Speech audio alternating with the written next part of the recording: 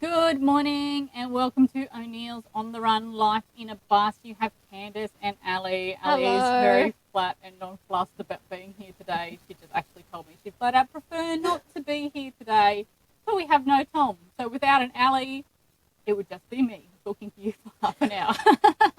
And Ali says, my humility aside, that's probably not great. Don't put words in my mouth. Is essentially that what you said? No. No, that was about my cooking. And we are picking up our Boars and Bars tour from Cunnamulla today, which we actually really enjoyed. Yeah. Well, I really did. I really enjoy Cunnamulla too. So we went to Cunnamulla. It was 186 kilometres to Cunnamulla from Bollen Free Camp, where we'd stayed the night before. With the creepy cemetery. At the creepy cemetery, which I didn't find creepy, but some people in our group did. And just to recap, we had my parents, Julie and Bob, travelling with us. They joined us in Tamworth and come up through, so we have them with us as well. They travelled in a little caramel pop-top. So you have the little pop-top up beside the big bus, and it became a bit of a running joke through the trip. We'd pull in and we'd go, ugh, that bloody pop-top's pulled up beside us. And then With the noisy TV. with the noisy TV. And then they'd be driving along the road going, oh, we're stuck behind that bloody blue and white bus going slow again. So it became a running joke that we parked beside each other at every stop. But we stayed at the Warrego Riverside Caravan Park, just outside of Cunnamulla. And Like 15 minutes. not even, like 5 Ks. Yeah. Not even 15 minutes. Maybe 15 minutes at night when you were driving slow with the kangaroos. on the Yeah, road. there were a lot of kangaroos. Which is cool if you're into wildlife. We come off a farm, so we're like kangaroos from seen them before. Yeah. Probably not as much as other people get excited about seeing kangaroos. Now, I think it was $48 per night on power there, and we stayed for 4 nights. Now, that may seem quite expensive for a caravan park in the middle of nowhere, but keep in mind that is high time peak period. And it was more like a farm stay than really a caravan park. It was really, really well done. It was very much our type of caravan park. And we were only going to stay for 2 nights originally, but then Tom's family, his parents were from Tamworth, and they were driving up to Cairns to visit Tom's sister up there, so they came by Cunnamulla to catch up with us. So we ended up staying 4 nights so we could have a big family catch up while we were at Cunnamulla, which was very good. Now, back to Riverside Caravan Park, it gets 5 stars, big tick from O'Neill's On the Run, because we really love that caravan park. I think it's just kind of got a bit like that nice farm rural feel. Like it kind of felt a bit like you're back on the farm at Loma. Like there's these beautiful lemon trees and pomegranate trees, and the amenities are in this old wool shed. So it felt a bit homey. Yeah, it felt, the sites weren't huge in their width, but they were very long. Like we could have stayed hooked up on a site for 19 metres on the drive through. So they are very big rig and pet friendly. And then you have like a row of hedges or trees between every site. So you had that nice private feel as well, which we like. Yeah. And then, as Ali said, there was like fruit trees and herb gardens and roses and beautiful gardens, and you were encouraged to like cut a bouquet of flowers if you like and take some lemons off the tree if you like. Like it was just, it was a really beautiful, homely feeling to it. And hats off to the lady who runs it. She is there all by herself. She does all the reception. She does all the cleaning. And she cooks campfire dinners on Thursday nights for everybody in the park who would like to enjoy that. So she does a huge amount of work for anyone who's ever managed a caravan park, especially a park of that size. Like it was chock-a-block full. We were there in June. And that's peak period out there. It was full. She must have had 50 odd vans at least in every night. And she was doing the amenities twice a day, I think, and they were big amenities. Big amenities, spotless, good laundry, and as Ali said, she'd converted the wool shed into the amenities and laundry, which was lovely. And it was on the river. My dad had another go at cod fishing there. We didn't catch anything, which seemed to be the theme of our trip. Catch carp or nothing. But yeah, it was we would go back and stay there again, despite the price. We always say, like, we don't mind paying a higher price for a good location. For a good location and a good stay. So we found it really good. We did hit quite miserable weather while we were at Cunnamulla, which it was one of their coldest and wettest winters on record. And we did get misty, cool rain, miserable days, like tops of 16 degrees. We didn't get the frost. We got that further around our loop. But, it was down to like 4 or 5 degrees in the morning and misty, cool rain, tops of 16. It wasn't ideal Queensland weather, even for winter. But we definitely made the most of our trip while we were out there at Cunnamulla, and the sites there held up really well. Like, we had a few little wet patches, but nothing too problematic, and to drive a 13-ton bus through, like, we didn't make wheel cracks, so that's always good. And we were out, so we were probably in the sloppier end. Like, we were on the edge. Yeah, and there was a few more, like, better sites that were just lemon trees all around that, like, you're just tucked in. So there's definitely a lot there. Yeah, a lot of options. I mean, we are somewhat limited because of the size of our bus and the fact that we were travelling with our parents, so we were looking for 2 sites side by side, which isn't always easy to come by in peak period. While we were there, we did some shopping. We had catch up with groceries. Now, we'd sort of prepared leaving Tamworth, and we'd stocked up on a lot of things, knowing that when we got further west, the price of things would be quite expensive. As you expect, it's a long way from a major city or a major port, or, And they have to fly a lot of them in if we get. You kind of expect groceries to be there. But, I mean, fresh doesn't keep for weeks, and fresh is probably what's most expensive out there. But we just got what we needed, and you pay it, and it's just part of the experience, because we've lived quite regionally and rural and remote before, and kind of familiar with how that goes. We paid $7.50 for a loaf of frozen bread, but just be grateful that you could get a loaf of bread. And it's kind of a bit like you get the counteraction of sites are generally cheaper and the food's more expensive, so it sort of equals out somewhere. We always find if we free camp, we're more likely to go to the pub for dinner. Yeah. And if we pay higher caravan parks, we'll probably eat at home. And that's how we generally balance it, not always a golden rule. Yeah, and also sometimes we do both. If you're at a free camp, you always just want to give back into the community. And I think that's the really important thing there. Like, if you've got, say, set a budget, we should only spend $30 a night, and if you're not, you pay $5, you go and spend $25 at the local pub. So our budget for bus life is $188 a day. So if we pay $50 for accommodation, we're less likely to go and spend $50 at the pub. Yeah. Sometimes we do, but if we spend $5 or $10 on accommodation, we're more likely to go to the pub and have a couple of schooners and a meal and a couple of games of pool, and maybe have a press on the pokies and punt on a pony. Yeah. A couple more schooners. Like, we're more likely to make a night out of it rather than just go get a meal and come home, or go have a beer and come home. Yeah.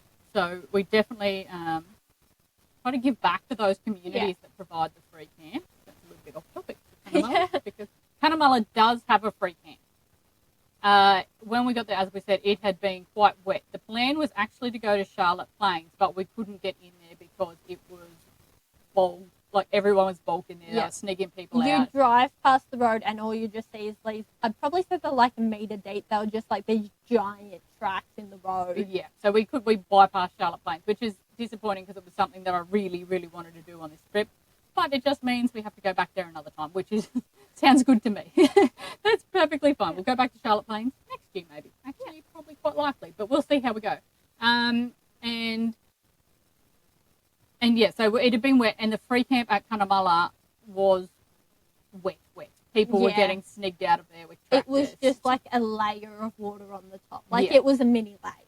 So we kind of guessed that it would be like that. So we'd booked the caravan park ahead because we'd struck rain at St. George, we'd struck rain at Bolin, so we couldn't get into Charlotte's Plains. So we knew we were coming into wet country, and that country out there is not to be messed with. If it's wet, it's clay soil and you're stuck. If you're wet, forget it. Like, and driving a 13-ton bus, there's no way we're risking that on soft soil because that's a major recovery. We're not just snigging that out with the Navara. Like, we are stuck if we break the crust. So we knew it was going to be wet while we were out there. We booked ahead. And I think you just got to be a bit sensible and realistic in your expectations with but there is a free camp there, and it did look all right. I would say it would be fine in better weather. Yeah. But we didn't give it a go. And then, as we were talking about shopping, so my mum had a little moment while we were shopping at Cunnamulla, and I wish Tom was here. He's just working at the moment, so we have no Tom, but he's making us money to spend, so good job. And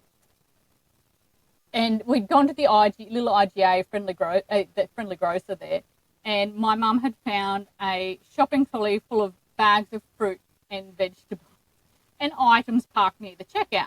And she thought that was one of those trolleys with specials and discounts. You know, the fruit that's starting to look a bit meh, and they're trying to get rid of, but nothing had a price on it.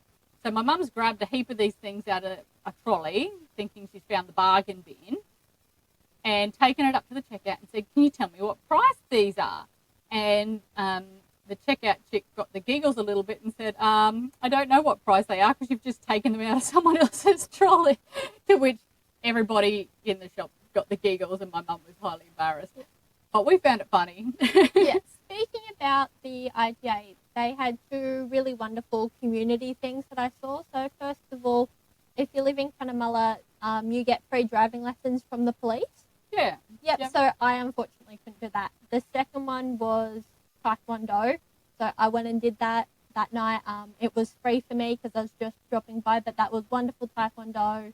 And it would have been really cool to do the learn a driver thing. With the police, yeah. Yeah, no, but I think that's two really good, important things that I give thumbs up to. Yeah, Cunnamulla has a really good community vibe. A bit like Bowen. It's sort of, you can see it's a town in decline. Like, it's not like in the 50s and 60s when it was a thriving rail farm. You know, it had quite a bit going on of industry and things. Whereas now, it's just a backwater rural town. It's really driven by tourism.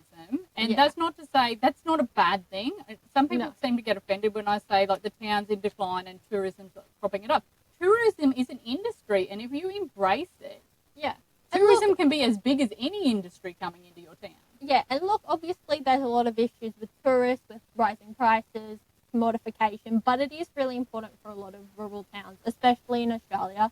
So I do think it's important, especially for the local council there, to find that happy medium, that the residents are really happy and you're bringing enough money in to the town. People, when I write on Facebook, towns seem to be in decline, tourism the major industry, people seem to get really offended. Now, I don't mean it as a negative thing. Tourism is an industry the same as farming or mining And also it says that the landscapes there is beautiful if people are coming. Like, there's a reason people are coming. Embrace that. Take that as a positive, that people want to come to your community, not because you're mining or not for work. They're coming there to enjoy your community. So I don't think it's meant as a bad thing, and I definitely don't mean it as a bad thing. I think more to little towns, and Southwest Queensland on a whole really jumped on to tourism. Yeah. Like, those towns, they got the quirky pubs, the great people. They've got the really nice, well-done historical museums, like the one at Cunnamulla that had, like, the little lift thing to go down. We'll talk about the time in a second. Yeah.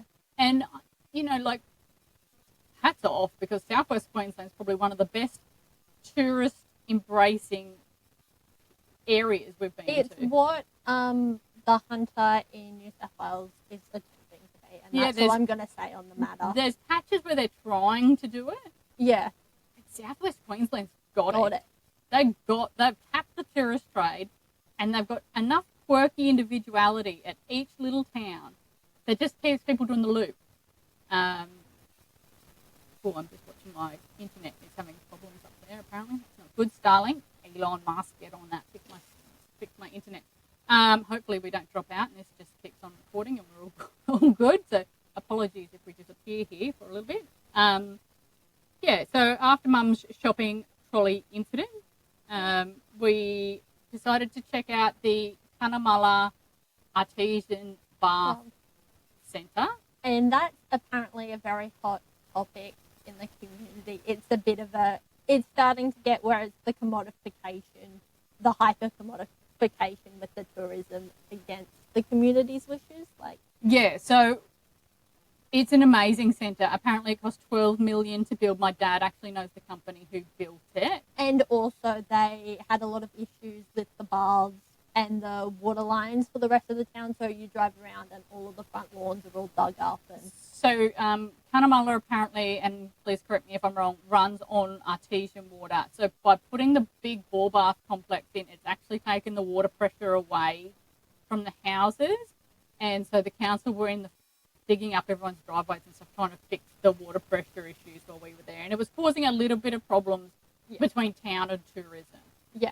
Which is a shame because we really, really love the Cunnamulla ball bath. I think they really do have a lot of potential to grow, which I think I'll talk about once we go through the bars, like, you know, a bit more. Yeah, so a lot, and again, hot topic on the Facebook chats and things, like people, we were $65 each as adults for a two-day pass. Seems expensive when all the ball baths in New South Wales are free, and a lot of the ones in Queensland are like $10 to $15. But it's a huge difference between a cement pond, which I don't mind, like it's really nice, and going into something that's getting into the bougie day spa sort of area. So Burren Junction, our favourite ball bath, is a concrete pond in the middle of a paddock. This is spa day. It's day spa. There's a relaxation room. There's a sauna. There's a steam room. There's a cold plunge. There's a dark pool. There's 7 different pools with varying temperatures. And it's all beautifully, beautifully built and created and mood and they have at night. They have the fire down by on the river. So you're about 100 meters off from the river with Not this. so. 50 meters maybe. Maybe. Yeah. But and then you've just got the big break wall where the pond's finished. Yeah, and, you know, it was beautiful on the cool mornings that we had. We got up early and we went and sat in the bath until the day warmed up a bit. And we'd spend like 3 or 4 hours there at a time, and your day pass lets you in as many times as you want throughout the day. Yeah.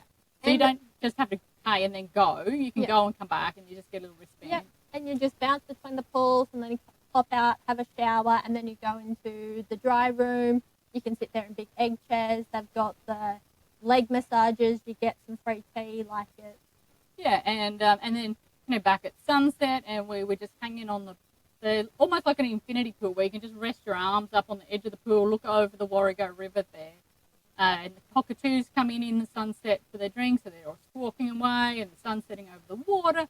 It's just really beautiful. And then to sit there as the stars start to come out, because it's open till I think 7:30 or 8 o'clock at night. So we really found it was worth the money. Yeah. And I'm not going to go there every day, so I'm not going to skip it just because I'm a tightwad and I don't want to spend $65. I do think it was worth it, but as Mum and I discussed when we left, like, there's so many more things they should do. So, like, if the Cunnamulla Hot Springs is watching this, very rare. But, like, they should start to introduce, you know, or we're not recording? No, we are recording. But, like, say they should introduce actual massage therapy, get some local cafes to bring some food in, do more focus on the wellness, like maybe even have Pilates there. Like, there's so many. You could do in that dry room, like imagine doing Pilates or yoga in there in the morning, like sunrise Pilates, or you know, and like having a massage just to like really complete the experience. Like, there's a really untapped a market facial there. or something. Yeah, there's some, because they sell like the artesian clay there that we went and experienced later on at ULO. So they're kind of getting there, but there's a huge market. There's a that huge they could tap potential. into. Yeah, huge potential to develop that business much further. Yeah. And like, as I mentioned before, with like you get the local bakeries to bring food in, that would be another really good way to join the community and tourism. So there's a lot there that they could do. Yeah, definitely. Now, while we were in Cunnamulla, and part of our reason for going to Cunnamulla is we have a family connection there. Yeah. So my dad lived in Cunnamulla when he was 6 and 7 years old. He remembers having his 7th birthday at Cunnamulla. Yep, above the Cunnamulla pub in the boarding rooms up there. And my granddad was a train driver based out of Cunnamulla. The first diesel train in Queensland, didn't he? The first diesel train from Brisbane to Cunnamulla, the first Westlander to come out. And he was partly responsible also for training the diesel drivers to go from steam to diesel. He started in steam back when he was a young fella and went into diesel. And so it was really cool to see, like my dad, we went to the pub for lunch And the story is that he was playing with matches with the publican's son in the kitchen, and they burnt the kitchen partially down in the pub. So it was cool to go back and see that, and he could see the room that they lived in above the pub while his dad was a train driver out there for a while.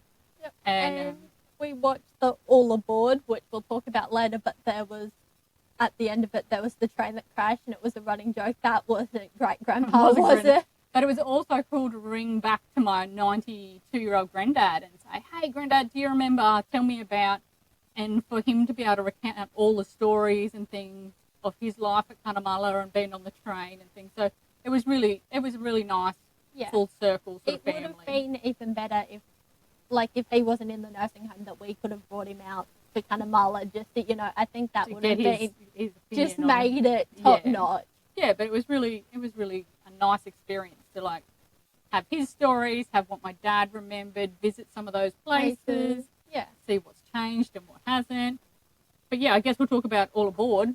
So that is a documentary style film that was created by the theatre kids from the local school. I think so, yeah, and it's done like a holographic video out at the train station, which is no longer functioning, and it's quirky and it's fun and it's full of that outback character. Yeah, and like that good old traditional Aussie humour. Yeah, and we really, apart from the ties to my granddad, we really enjoyed it. We thought it was very, very well done. The production with the holographics and things in it was very, very good. And they had like the old videos of, the football team going down to Brisbane. Like they had all of the old videos with that in there. So that was...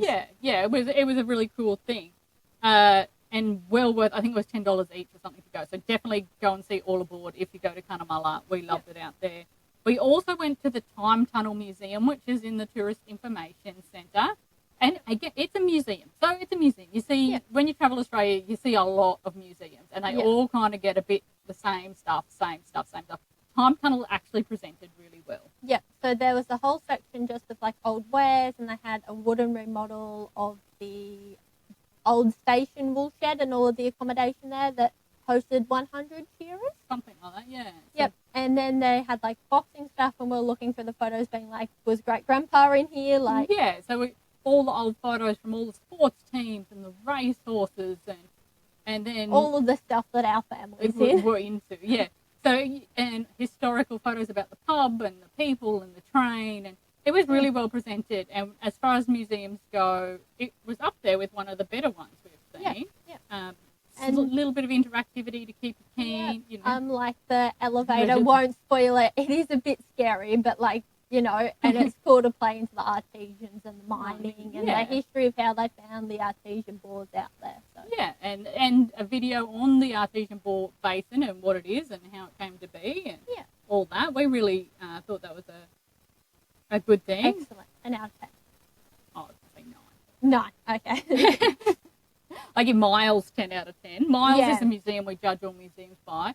And then Except for they have the creepy dolls in there, and that's terrifying. And then I also would have given the World War II bunker at Charlemont 10 out of 10. Yes. So we'll talk about that probably next episode. Museum in Cairns is another 10 out of 10. The artillery one. Yeah. That didn't float my boat because I'm not really interested in Cairns. I am. We also done the river walk there along the Warrego River in the morning, which is a lovely walk, and again another touristy thing that the town's embraced and a nice way to walk through town.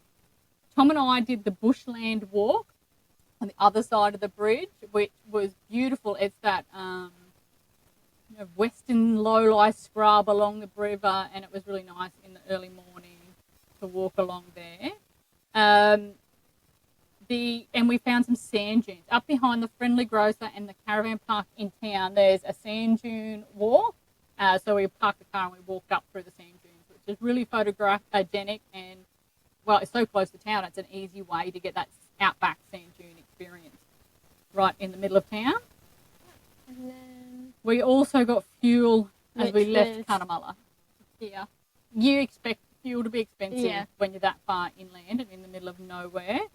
It was the dearest of our trip. We paid $2.10 a litre. We only put in 83 litres And that was out at the high pressure diesel. One of those IOR self-fill things. We always find they're generally the cheapest and easiest to get the bus in while we're hooked up with the ute, because they're designed for big semis and things to come into. So yeah, we only put 83 litres in because we just didn't know how far we were going west after that before we'd hit fuel again. So we just filled her up. It worked out at 27.7 litres per 100. And as I said, the dearest for that whole western loop that we actually filled in at the time. And this was June 2024. So just to put a timeline on that. I think that's all about Cunnamulla. Love it. Would go back. There's a lot of improvement, but it is really good at the moment. So. Oh, bakery was awesome. Yeah. Good apple turnovers. Nice pies and sausage rolls.